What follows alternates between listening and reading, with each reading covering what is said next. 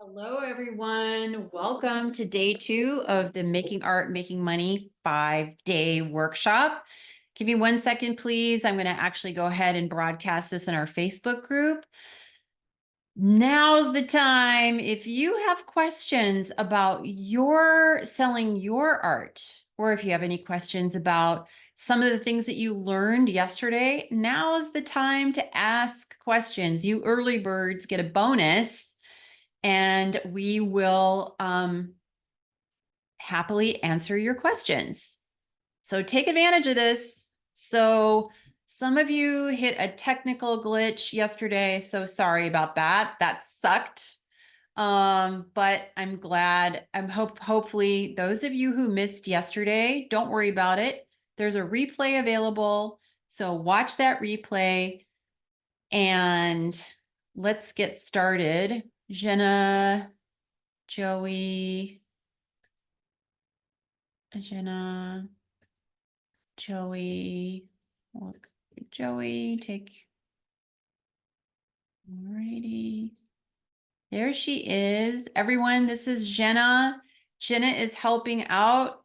She is a former student and also a coach in Making Art, Making Money. She's in our Facebook group and she can help you a lot. And if you're smart, you'll take her help because she's been where you are right now. She knows what it's like. So yesterday we covered the 50 effed up ways to try to sell your art that will crush your confidence and that will cost you money and will actually prevent you from being successful. All those 50 things. Today we're going to we recognize we've all done those 50 things, maybe not all 50, but many of them. So today we have to acknowledge that when you do those things, it hurts your confidence and it makes you wonder if it's even possible to take your art sales to the next level. So what it does is it creates and sets up a lot of self-limiting beliefs. Today, we're going to get into how to identify those self-limiting beliefs and how to dismantle them so that they don't have so much power and charge over your thinking. So Jenna, would you be willing to share what kind of self-limiting beliefs you had before you joined the program? Maybe your top 3, and then Top what three. they are now. Top three, the number one was I would never get there. Wherever that I want to be, I will never get there. That was my number one. I will never get there. I don't know why, but I just knew that I would never get there. So you believe that you would never get there, but at the same time, you didn't completely give up. No, I guess because I wanted to, my desire was there. But in my mind, I couldn't picture myself there, like where I am right now. I couldn't picture it at the time, but I knew that my desire was there, but I just couldn't figure out, I guess, how and when is going to happen. Right. I think this is really common, and this is the one thing I would say is if you want something really badly, there's a reason why you want it. It's because it's possible for you to have it, more than likely, as long as, of course, you get out of your own way. I don't believe that you need to have 100% faith that you can get what you want. Like, I don't believe that you don't actually have to be able to see 100% it's manifesting. I think you just need to have a little bit of belief and then take one step after the other and get help. Don't try to figure it out by yourself, because if you're in a state of mind where you don't believe it's possible, you need other people around you who can say, it's possible, you're fine, it's possible. I guess I had a tremendous amount of guilt of desiring Oh, wow. Okay. becoming an artist like who is successful. I don't know why I had the guilt, but I realized that after years of work and being in making art, making money school, I realize that we all have desires because we're supposed to have them. Like we Right. wouldn't have a desire. Some people have a desire to help people. Some people have desire to be a mom. And there is a reason why you have desires of those.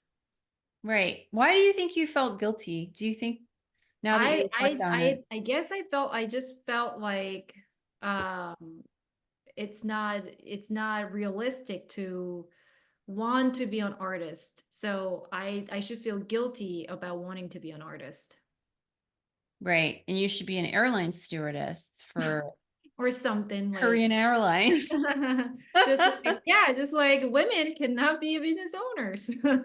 Right. Yeah. All right. So you guys are relating to any of this?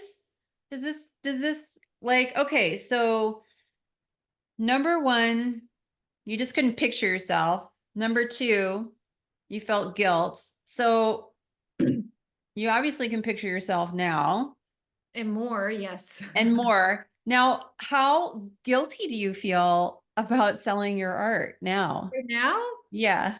there's no guilt involved. I feel guilty if I don't do anything about my business. Like if I don't go out and find people, connect with people in the best way possible, I feel guilty because they could have had really good conversation with me and have the benefit of getting, I guess, helped in some ways by me and have this authentic connection that they never had in their life. But they will miss that opportunities because I'm not going out there. Right. Do you guys hear this? Who here feels guilty? It might as well admit it. Type it in the chat. Let yourself be free by telling the truth because the truth will set you free. So, all right. So guilty and not being able to picture. Now you don't have a problem with that. And you don't feel guilty because you know you're serving a greater mission. And we're actually going to review Jenna's mission on Thursday. And you'll see why she doesn't feel an ounce of damn guilt and should never, ever feel any damn guilt. And neither should any of you, by the way. But if you do, admit it and we'll deal with it. Why feeling guilty selling our art? Some people do, Christine. That's the point. If you Yes, don't, some people feel great. guilty about being an artist itself, like because they hear their family says like you're not gonna make money, or like some people say, oh, like you're being idealistic Right. to want, you're not being realistic to want to become artist. I guess Right. that's yeah. And the point of this, today's lesson about limiting beliefs is they're all different for everybody. Y'all Yeah. have them because if you're human, you have limiting beliefs, myself included. We all have them. The point is to create an awareness around them and then resolve them. But they're going to be different for every single person. So, what's the third thing that let's like you think was one of your biggest limiting beliefs before making art, making money? Um, because I started my business in Wyoming, um, what I believed was uh it's gonna be hard here because of the location. It's gonna be hard to find broad collectors, which was not true actually, but at the time, that's what I thought. Right. So that's a really big one is like, artists believe I'm not in the ideal physical location, so I can't possibly sell my art. But I will tell you that many of my students during the pandemic lockdown, where they didn't have the opportunity to have physical contact or be in the same physical space, freaking crushed it.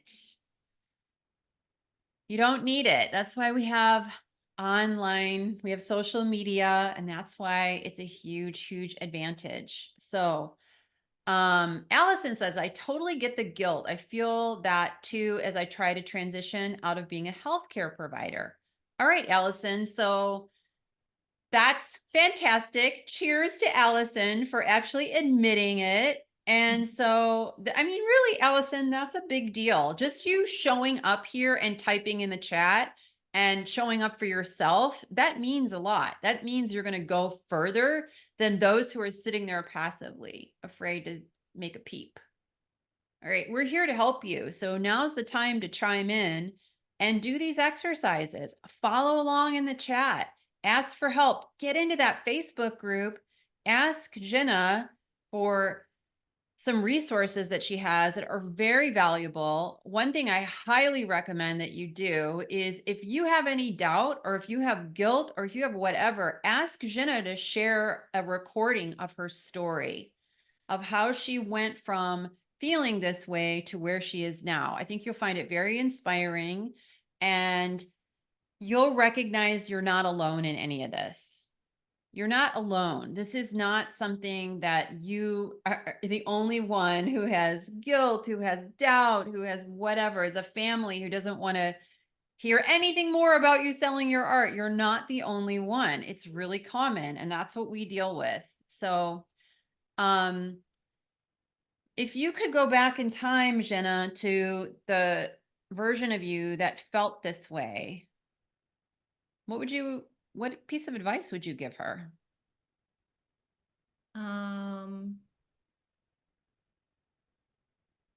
Just because you can't see, that doesn't mean that it's not going to happen.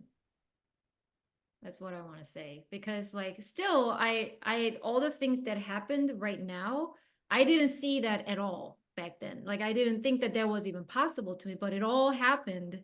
So just because I could not see it, as long as I do the right work and going towards the right direction, it's gonna happen. But just Right. because I can see it, that doesn't mean it's not gonna happen. Just like the air, just because we can't see it, that doesn't mean that it doesn't exist. Right. And the thing is, I could see it and I could see it for Jenna. And I could also see that Jenna was a hard worker and she was going to do the work. So I knew she'd be fine. Even when she didn't know, she would be fine. So that's the benefit of having a mentor, which we talked about yesterday. So I have mentors myself who say, of course you're going to crush it. Like, what do I'll just share a really brief story before we start. I had an interview with Alex Bloomberg of Gimlet Media many years ago, who is a producer of This American Life and Planet Money on NPR. He left his very successful career at NPR, started Gimlet Media, which is a podcast company. People thought he was nuts. And I met him at Creative Live. He and I were in the cafeteria having breakfast, and I was asking him about how things were going because he wasn't, the business had not scaled yet. And he said, I'm scared. I got a wife and 2 kids. I don't know. Like, I'm really scared. And I was actually kind of surprised because his podcast startup was so successful. And I just thought, he just seems like, he's got it going on. He wasn't. He was scared. And he wasn't making any money at that point. Then 5 years later, I heard him on a show called How I Built This on NPR, and he had sold Gimlet Media for $236 million. So despite him, here's the moral of the story. Despite him being scared, despite him feeling overwhelmed, he had enough desire to keep taking the next step. And then all worked out. And that's all you have to do during this 5 days is take the next step. You don't have to figure it out all at once. You're not going to anyway. Just stay with us and take the next step and don't allow yourself to be overwhelmed. We've got your back. We know what the steps are, and we're going to walk you through those steps during this next 5 days. So thank you, Jenna. Everyone, I have one thing to say before I go. yeah. So all these people, I see 25 people in here. Mm-hmm. I would love to share my story with you guys. I don't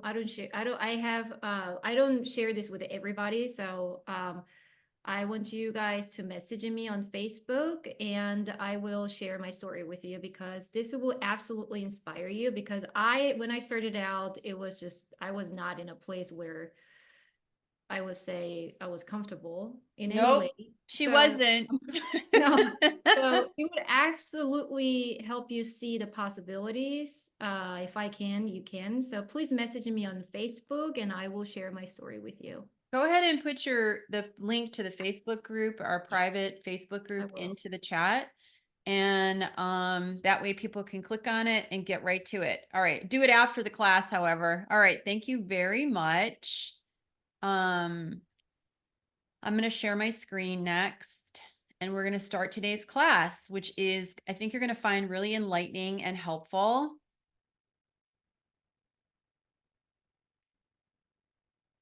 Now, yesterday was rough for some of you because you're thinking, geez, I've done, if not all, most of those 50 things, right?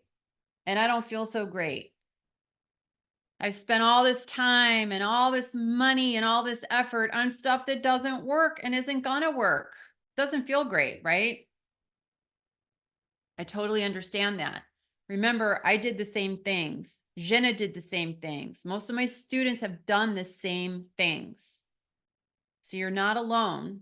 Today, we have to recognize, we have to be self-forgiving and understand that doing those things that didn't yield a result has left us with some self-doubt, right?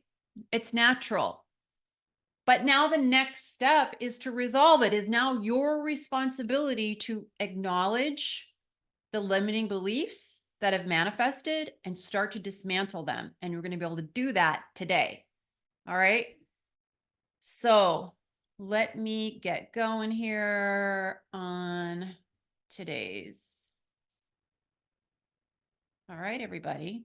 So welcome to the Making Art, Making Money School of Business 5-day workshop. We're on day 2. Yesterday, we covered the 50 common mistakes that most fine artists don't even know they're making. Now you do. If you weren't here for day 1, don't worry about it. You can watch the replay.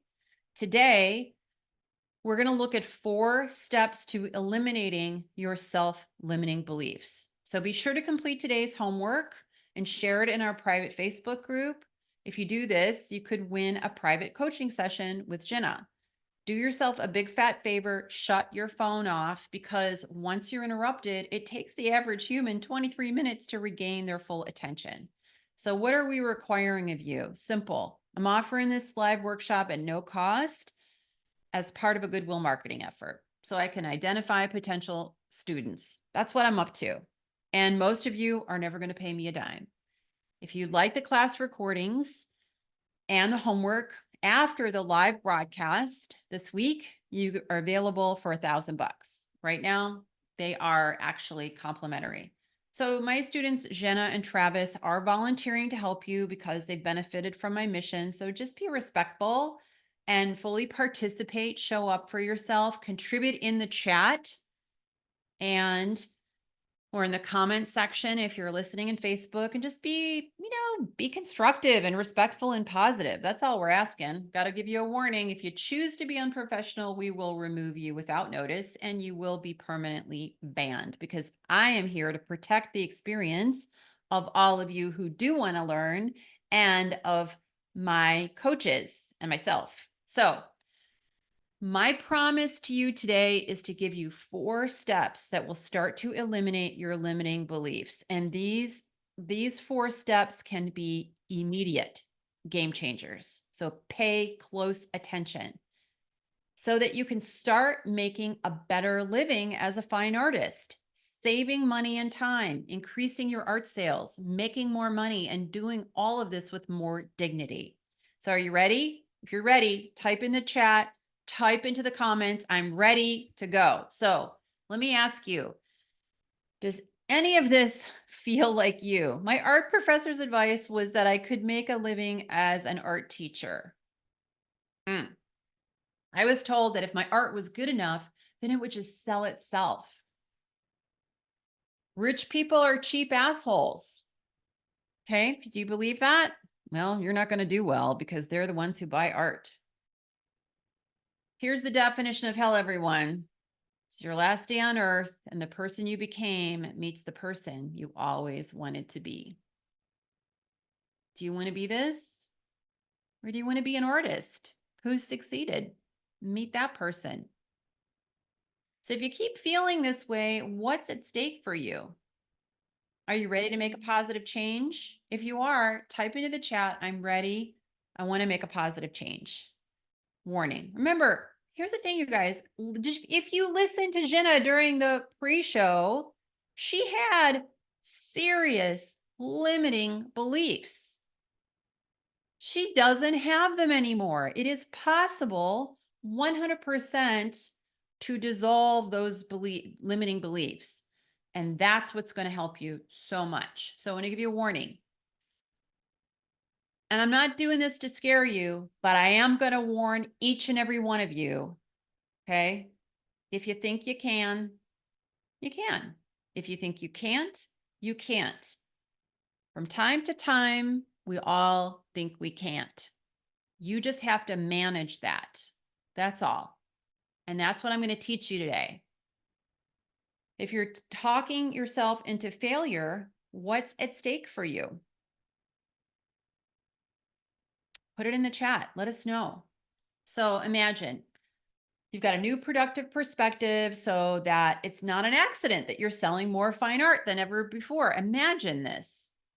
Gone are the days of guessing and hoping how to sell your art.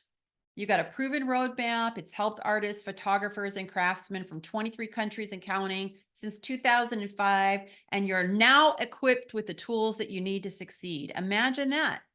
No longer will you have to contend with snobby, jealous artists, as you're part of a dynamic global movement and community that thrives on your momentum. They celebrate your momentum. That's possible, you guys. This is happening. Imagine you seize the day, you take charge of your life, no more wasting your hard-earned money and time and on unnecessary rejections that we talked about yesterday, because today's the day you start making a positive change. So get ready to transform your mindset and your life as an artist. You're creating a new self-concept that is confident, capable, and inspired. Finally, you're seeing your hard work pay off with boosted sales of your fine art. This isn't just exciting and rewarding. You're finally receiving the validation that you really deserve. Does this feel like a vision that you'd like to manifest? If you don't take what's left of your one precious life and go for what you want before it's too late, what's at stake for you? Isn't it worth it? Type your answer into the chat. My name again is Ann Ray. In case you weren't here yesterday, I'm a fine artist just like you, and I'm an advocate and a mentor to thousands of other fine artists, photographers, and craftsmen from 23 countries and counting since 2005. The scarcity and permission-based art establishment is preventing you from making a better living as a fine artist, which we went into in detail yesterday. So I'm on a mission to help other fine artists just like you take your power back. And today is the day where you start to do that so that you can sell your art without feeling pushy, without paying anyone sales commissions or referral fees, without an expensive, complicated e-commerce site that doesn't freaking work anyway, and without writing a cringy artist statement. Wouldn't you be glad to be free of the cringy artist statements? So as I mentioned, in December of 2000, so I've sold over $100,000 of my art during my first year as a full-time artist. But then 2 years later, the Great Recession hit and my art sales stalled.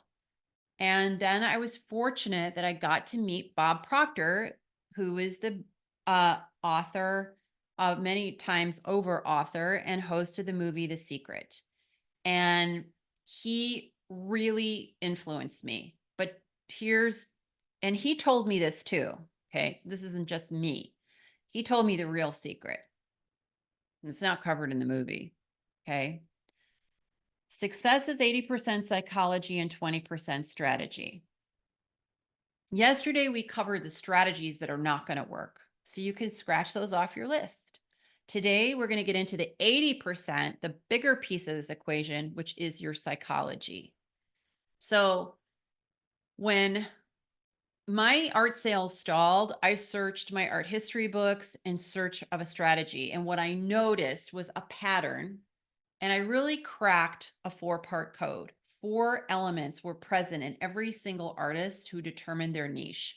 I'm going to go over this in detail on Thursday. You've got to know your niche, everyone, or you're going to go out of business. You're going to go out of business. I'm not saying this to scare you. I'm saying this to warn you. There isn't a single, think about this. There's no business that's going to survive profitably if they didn't know who their customer was, if they didn't know why their customer wanted to buy from them, if they didn't know where to find more customers or how to find more customers, right? So eventually you're going to have to get here. Right now, it's one step at a time. Right now, we need to resolve your psychology. But I will tell you this, sometimes just one single thing can make all the difference. We think we got to do all this stuff, work really hard, it's really complicated. It's not true. One shift, one single shift helped me. It was a luxury marketing strategy, helped me start increasing the average sale price of my art 400% in a short amount of time, from $2,000 to $10,000. I never felt pushy. I never paid anyone a dime in sales commissions or referral fees. I never again wrote a cringy artist statement. And I started with 80%, and then it went way up from there. And I'm going to give you a detailed illustration of how many referrals I generated, way more than 80. But we're just going to say 80 to be conservative and so that you'll believe it, honestly, because if I'm too crazy with the actual statistics, you won't believe me. So let's be conservative. It was just one proven luxury marketing strategy. And how much did that marketing strategy cost? Nothing, zero. So if you can identify with any part of my journey, what part is it? Go ahead and type that into the chat here in Zoom or in the comment section. So just like yesterday, the first shift in your perspective is you got to take a moral stand. You got to change your story. Your life is the story you're telling yourself about yourself. 80% of your psychology and 20% of your strategy are what is producing your current results. If you're not happy with your current results, let's start with the 80% and then shift into the 20%. Make sense? Makes sense to start with the larger percentage of what's influencing your success. So that's what we're going to do today. And it's important to have the right mindset and attitude before implementing any strategies. That's why we're starting here. Otherwise, it may not be, it probably will not be as effective. Okay. So your psychology, this is why my dear friend, Dr. George Pratt, has helped Common win his Grammy. He helped Olympic athletes win gold. He's helped entrepreneurs make millions. Why? He's a performance psychologist. They got the results because, yes, they had the 20% strategy, but they needed to up their game when it came to their own psychology. And if you don't have both productive psychology and a proven strategy to sell your fine art, what's at stake for you? Let's be honest about this. Type your answer into the chat. If you're not feeling confident, admit it. It's okay. Where is your confidence on a subjective scale of 1 to 10? Has it moved from yesterday? The second thing you got to do is you obviously got to change your behavior. So how do you do that? The best way that I know is to turn your fear into fuel, because fear is not going away. It's not going away, but it's the other side of fear is excitement. So I'm going to give you a story about why this is so critically important. Please pay close attention. One day, my friend Angela and I started our daily morning negative bonding routine at work by complaining about our dull corporate jobs. Because Angela was recovering from stage 4 breast cancer treatments, I just found that out. I redirected our conversation by asking her a question. I'm going to ask you the same question I asked Angela. If you had a magic wand that guaranteed your success, what would you do? Type it into the chat, type into the comments. What would you do? Angela said, I'd be an interior designer. I love design. So I said, what's stopping you? And she said, after a very long pause, I'm too afraid. So I asked her, which scares you more, pursuing your love of design or dying of cancer? Seriously. I wanted her to get the hell out of a toxic work environment and go pursue what she loved with whatever time she had left. And that's what I want for you too. None of us are getting out of here alive. What is it that you want? You may or may not get it. But if you don't try, you're not going to get it. And unfortunately, Angela never tried. She sat there in stark silence. And we were about the same age. We were only a month apart. I was born in September. She was born in August. So I thought, shit, that could be me. So suddenly I became way more afraid of not living than I was of dying. I became way more afraid of sitting in that cubicle, bitching and moaning about my job and my life when I had the power to actually make a move. That one conversation changed everything. And I decided that I wasn't going to let my fears decide my future. So what are you doing? Are you fearful like Jenna described? And are you allowing your fears to decide your future? Step by step, I found the courage to turn my dream into a plan. It didn't happen overnight. My press makes it sound like it did because it's a more interesting story, but it didn't. It happened one step at a time. And in January 2005, I moved to San Francisco to become a full-time artist, determined to sell over $100,000 of my fine art. And you know what I thought to myself? If this shit doesn't work, then I'll just go back to the corporate cubicle or something else. But I am not going to die without trying. And my first step was firing all my representatives. Not that I had a lot, but it was so satisfying. They were flabbergasted. And despite having no contacts, no family support or trust fund or big fat savings account, I sold $103,246 of my art during my first year as a full-time artist. So this class is dedicated to the loving memory of my friend, Angela Granger. Let's make her life mean something, not just to me, but to you. Hopefully that conversation that I had with Angela is inspiring you now to not allow your fears to shape your future. Because if you allow your fears to decide your future, what's your future going to look like? What's at stake for you?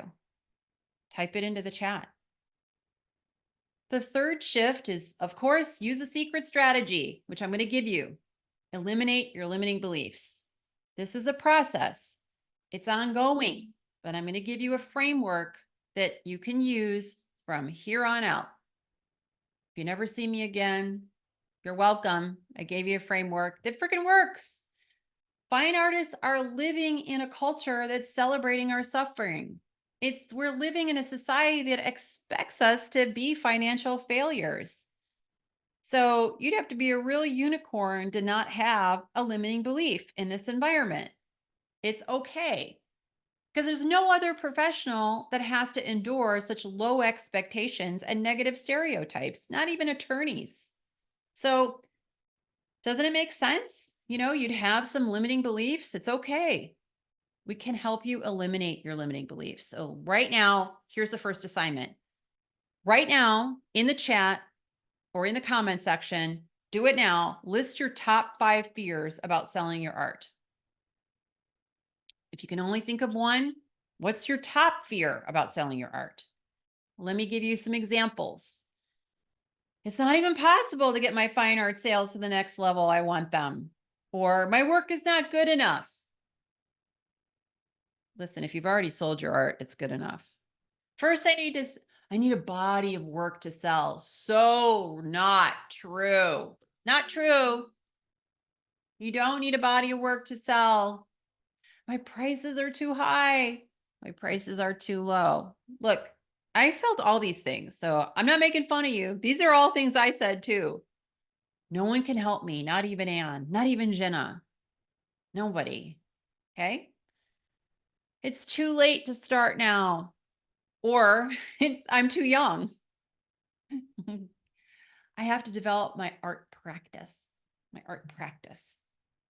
Okay.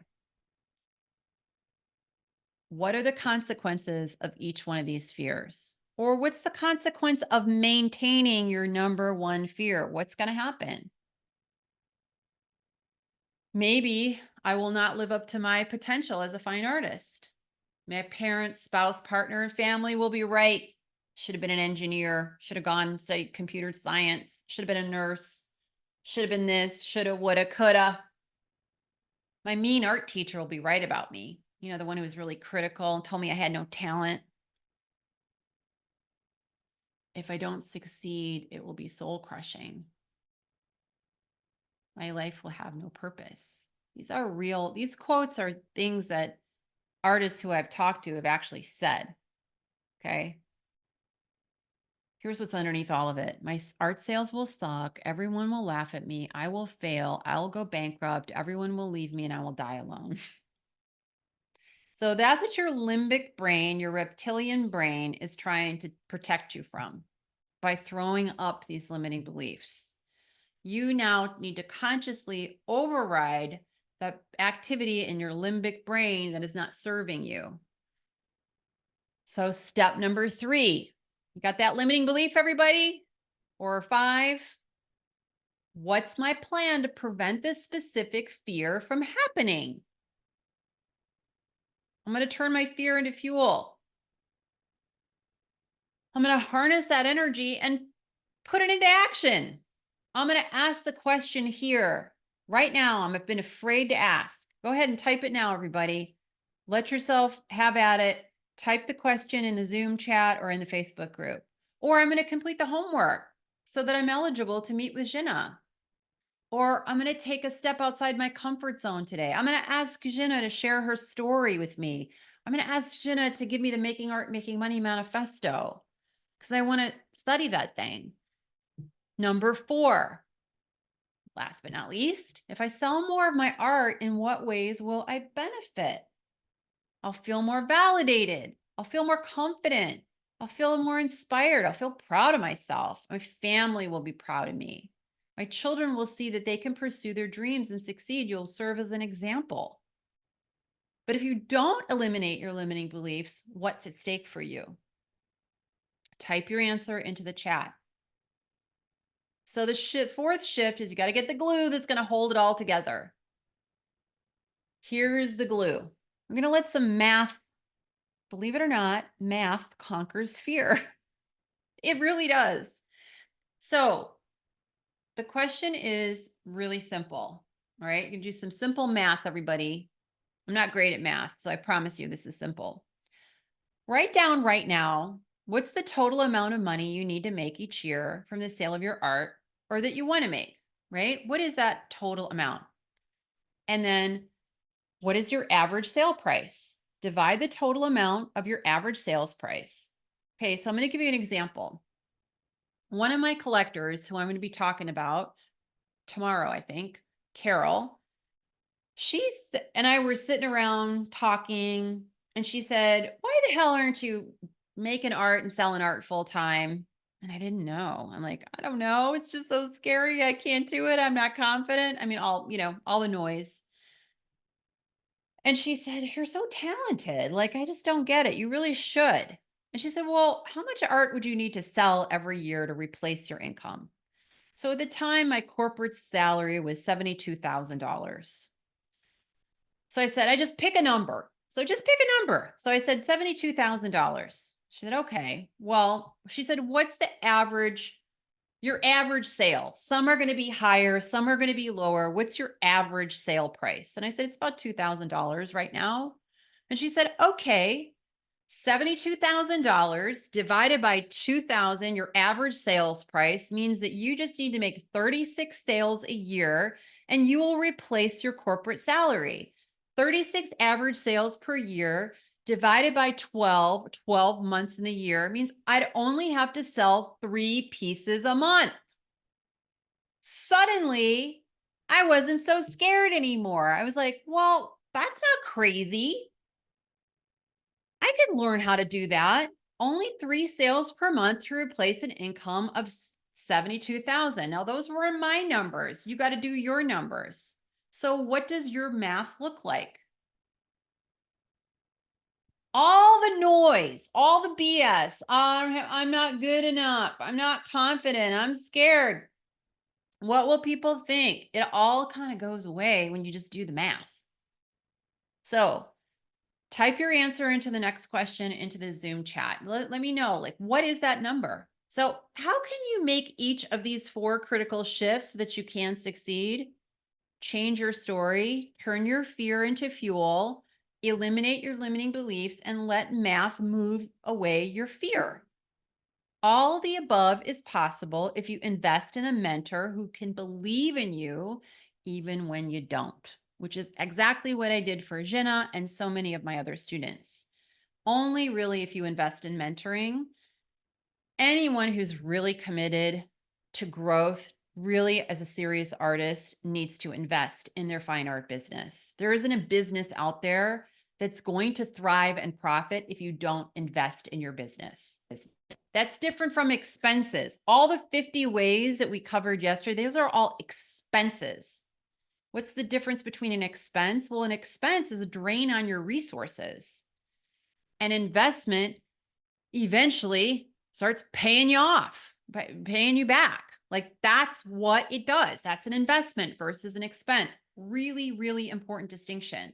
So why do you need a mentor to grow a profitable business? Well, because having a mentor is crucial. I can't tell you how many I've had and still do for growing a profitable business because they bring you a wealth of experience, insights, guidance that can help you navigate the challenges. And it can provide you with valuable feedback on your business strategies and help you identify the blind spots and offer you advice on how to improve your operations. And ultimately, a mentor can help you avoid costly mistakes and accelerate your growth, making it easier for you to achieve your business goals of selling your fine art. And mentor can also provide you with a roadmap for success so that you're not stabbing around in the dark. You just follow the yellow brick road to the Emerald City. Doesn't mean that you're not going to see a lion or a tiger or a bear along the way, but if you keep those ruby slippers on and you keep walking that yellow brick road, you're going to get there. And it just happens so much faster when you have a mentor. So instead of waiting freaking years and years and years, hoping that your guesses are going to pay off, you got a proven roadmap and it's going to happen faster. No one succeeds alone. Nobody. But you got to find the right mentor for the objective, and you can't use a hammer for a screw if you need a screwdriver. So if you want to sell your art, don't go hire a life coach or a creativity coach. You need to hire someone who actually will help you sell your art. And when I wanted to eliminate my limiting beliefs, I worked with a coach from Bob Proctor's organization. That's what I did. But that was for that specific objective. So we can help you with these limiting beliefs and we can help you sell your art. And you have to ask yourself this question and be honest. If you could have figured this out by now, all by yourself, wouldn't you have done it? If you keep trying to figure this out by yourself without a mentor, what's going to happen? What do you think is at stake for you? Type it into the chat. So when Khadiji joined the program, she said, just not knowing how, not having a structure, just having these kind of vague desires of wanting to sell my art, but really not knowing how. I had a lot of fear. She had a lot of fear. She joined and she said, in my first event, I sold 26 pieces of my art. I have 3 commissions. My self-worth, my value of myself is just, she was speechless. I've never felt like this before. It's amazing. When Kelly joined, she said, my gallery closed during the pandemic. I wasn't making any sales. I was searching for collectors. I wasn't having confidence in knowing what to do. And then she said, it's incredible. Already I've made almost more than twice my tuition. Just so many things are opening up and I'm having faith. I'm having faith. She had a positive, constructive outlook. She got past her limiting beliefs. When Andrea joined, she said, my challenge was confidence and putting myself out there. And then when I talked to her, she said, I've sold 5 paintings just this month alone. So my promise to you was to give you 4 steps that you can start using to eliminate your limiting beliefs. Did I keep my promise? Type yes or no into the chat. Let me know. You got a choice, everyone, a very different choice now. So how can we help? I can help you start making a better living as a fine artist without ever feeling pushy, without paying sales commissions or referral fees. So you can keep 100% of your money. You don't have to buy an expensive, complicated e-commerce site, and you don't ever have to write a cringy artist statement again. My program is absolutely tailored to meet the needs of serious, dedicated fine artists who are looking to take their success to a next level. We don't work with hobbyists. If this is a hobby for you, it's not a fit. So again, we're looking for people who are truly committed and who are looking for a mentor to help them achieve their goals. So people will ask me, why this? Well, I'm telling you why, because I refuse to tolerate a long-standing grave injustice by the art establishment when I've got the experience and the will to help solve it. Why wouldn't I? My mission is simple. I want to help other fine artists take their power back from the scarcity and permission-based art establishment because it's so damn satisfying. And I'm accomplishing this mission by helping fine artists do it, sell more art, make more money, and do it with more dignity. All right. Why would you need to recompense a mentor anyway? Well, Christine, I don't work for free and neither should you. That's why. The other reason is that people don't value what they don't pay for. That's why. What's the math again? Rebecca, that's a great question. So really simple. How much do you want to sell? What's the total amount you want to sell? What's that number in 12 months? Then take the average sales price that you have, the average sales price, whatever that is, and and then divide that total annual number by your average sales price, and that's how many pieces you need to sell in a year. Then divide that number by 12 months, and that's how many pieces you need to sell. Of course, on average, these are gross projections. That's how many you'll need to sell a month. And it'll take you out of that fear state. Hopefully that's helpful. Nothing to live for. Yeah. I'll be self-supporting and not have to live. Yep. All right. Thank you guys for participating and for typing it in the chat and showing up for yourself. It makes a big difference. I think that you're going to really love tomorrow's lesson. It's going to give you even more insight and even more help in seeing how this is way more possible than maybe you think it is. It's absolutely possible. People are buying art. Here's the good news, everyone. The affluent make money in up markets and down markets, and they always buy art. Right now, they're buying a lot of real estate and they're also remodeling. That's when people buy art. Okay. They would much prefer to buy directly from the artist because people who care about art care about the artist, not the middleman. You guys have a huge advantage. Most artists don't know how to take advantage of that advantage. So we really want to make sure you understand this is absolutely possible. Rachel says, I'd love to know more about what defines a fine artist. I work more experimental mediums. Will this limit my ability to price my art for a luxury market? So I think that this defining what fine art is and what fine art isn't is really overblown. Art is in the eye of the beholder. So if someone perceives it as fine art, then it's fine art to them. If you think, Rachel, it's fine art, it's fine art. Seriously, end of sentence. Anything can be called fine art. So what matters is your definition, okay? Really, what matters. When it comes to your ability to price your art for the luxury market, it all boils down to this. No one gets paid unless they provide value to a niche. So if you can provide value to a niche, than the affluent in that niche, then you're going to get paid. Pretty simple. Christy says, I need to be paid more per piece in order to make more money per year. There isn't enough time to produce and make the money at the rate I produce. I don't know how much I can actually be paid. I don't know how much, I don't know that those who can afford it, okay, can I just tell you, so many artists, remember this, you are not your customer. So what you would pay for a piece of art is going to be very different than what an affluent collector would pay. Right now, my guess is you probably don't have access to people with money, or you don't have things priced correctly, or bottom line, you don't have basic marketing and sales strategies in place yet. It's all possible. Will you teach us how to market to the affluent? I'm going to be teaching a lesson on that on Thursday. How do you know if your pricing is too high or too low if you're just starting out? You don't know unless you put it out there. But here's the thing, Dennis. It's really simple formula. How much time do you spend on creating a piece? Give yourself an hourly wage for that. And don't give yourself a minimum wage, but a generous wage. How much do you spend for expenses and overhead?